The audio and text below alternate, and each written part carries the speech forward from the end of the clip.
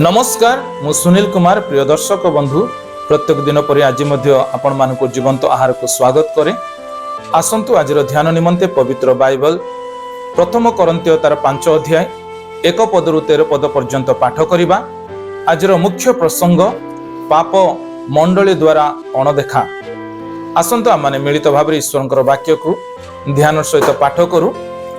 एठी पर लेखा अछि, प्रकृत रे सुना जाई अछि जे तुम मानक मध्य व्यभिचार अच्छी आउ एपरी व्यभिचार जहा कि विजातीय मानक मध्य सुधा हुए नाही। एपरिक जड़े अपना पितार भार्या को रखी अछि, पुणी जे एही कर्म करियछि से जेपरि तुमानक मध्यरु दूर करा जाए एथि निमंते सकार तो न होई बरं की गर्व करूअछ।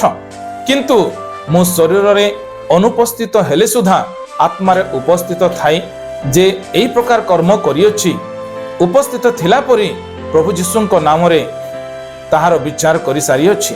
अर्थात तुमे माने मोहर आत्मा मानकर प्रभु जीशुଙ୍କ शक्ति सहकारे समवेत होई यह स्थिर करिअछ जे एपरि लोक को शरीर विनाश निमंते शैतान हस्तरे समर्पण करिबा उचित, जेपरि प्रभु जीशुଙ୍କ दिन रे ताहार आत्मा रक्षा पाई पारे। तुम मानकर एपरि गर्व करिबा भलो नुहे। तुमे माने कि जानो नाही जे चिकिए बोली खमीर समस्त मैदा पिंडुला को खमीरमय कर दिए। तुम्हें माने तो खमीर शून्य लोक, एणु जेपरि तुम्हें माने नुआ पिंडुला होई पारो एथिपाई पुराना खमीर बाहर करि पकाओ। कारण आंभ मानकर निस्तार पर्वर मेष शावक अर्थात ख्रीष्ट मध्य बलिकृत होइछंती। अतएव आस आमे माने पुरातन खमीर केबा दुष्टता और कुकर्म रूप खमीर द्वारा पर्व पालन न करी सरलता और सत्य रूप खमीर शून्य रोटी द्वारा पर्व पालन करू। व्यभिचारी मानक सहित संपर्क न रखिबा पाई मु तुमानकु मोर पत्र रे लिखिथिली। एही जगतर व्यभिचारी कि धनलोभी कि परद्रव्य लुंठनकारी कि प्रतिमा पूजक मानक सहित जे आद्य संपर्क न रखिबो ताहा नुहे, ताहेले तुम मानकु जगतरु बाहरी जीवाकु पड़िबो। किंतु मोर लेखिबार भाव यह थिला जे जदि कोनोसी लोक भ्राता बोली ख्यात होई व्यभिचारी कि धनलोभी कि प्रतिमा पूजक कि निंदक कि मतुआल कि परद्रव्य लुंठनकारी हुए, तेबे एपरि लोक सहित संपर्क रख नाही, पुणी ताहा सांगरे भजन सुधा कर नाही।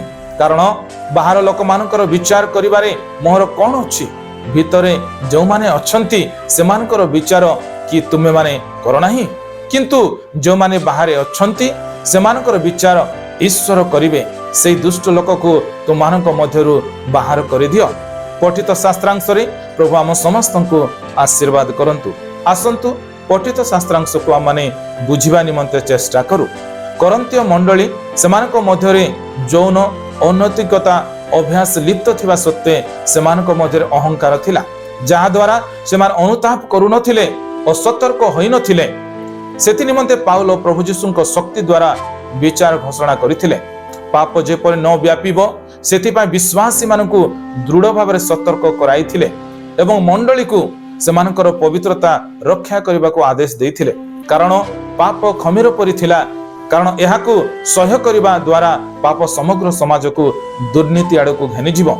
पाउल यह मध्य स्पष्ट करथिले जे सेमानकु केवल मंडली बाहरे जौन अनैतिक लोकंक ठारु नुहे, बरं मंडली भितरे जो माने मंद कार्य करियछंती सेमानक ठारु मध्य दूरे रहिबा आवश्यक। से चेतावनी देइथिले जे सेमानकु मंडली भितरे पाप विरुद्ध रे एक स्पष्ट मानदंड स्थापन करी सेमानकर पवित्रता को रक्षा करबा को पड़िबो, जहा माने 9 पदरु 13 पद रे देखि परिबा। पठित शास्त्रांश रे ईश्वर कि अटंती ताहा आसु आ माने देखु। 7 पद अनुसार ईश्वर ख्रीष्टଙ୍କ माध्यम रे लोक मानकु रक्षा कले एवं सेमानकु नियमर लोक कले।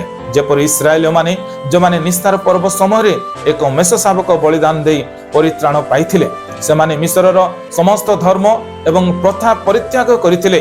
सेहि परि ख्रीष्टଙ୍କର बलिदान द्वारा परित्राण पाइथिबा विश्वासी माने सेमानकर पुराना पाप अर्थात पुराना खमीर को परित्याग करबाकू पड़िबो।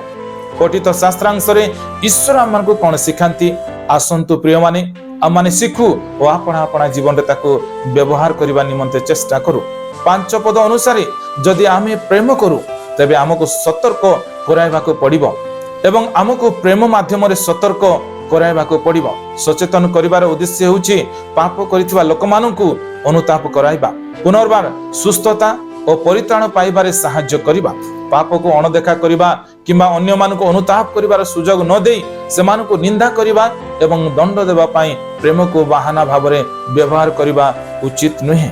ଆମକୁ ପାପ ବିରୁଦ୍ଧରେ ଦୃଢ଼ ଭାବରେ ଠିଆ ହେବାକୁ ପଡ଼ିବ, କିନ୍ତୁ ଯେଉଁମାନେ ପାପରେ ପଡ଼ିଅଛନ୍ତି ସେମାନଙ୍କ ପାଇଁ ମଧ୍ୟ ଯତ୍ନ ନେବା ଏବଂ ସାହାଯ୍ୟ କରିବା ଉଚିତ, ଯାହାଦ୍ୱାରା ସେମାନେ ପୁନର୍ଜୀବିତ ହୋଇପାରିବେ। ଆଜିର ଚିନ୍ତାରେ ପ୍ରଭୁ ଆମ ସମସ୍ତଙ୍କୁ ଆଶୀର୍ବାଦ କରନ୍ତୁ। ଆସନ୍ତୁ ଆମମାନେ ପ୍ରାର୍ଥନା କରିବା।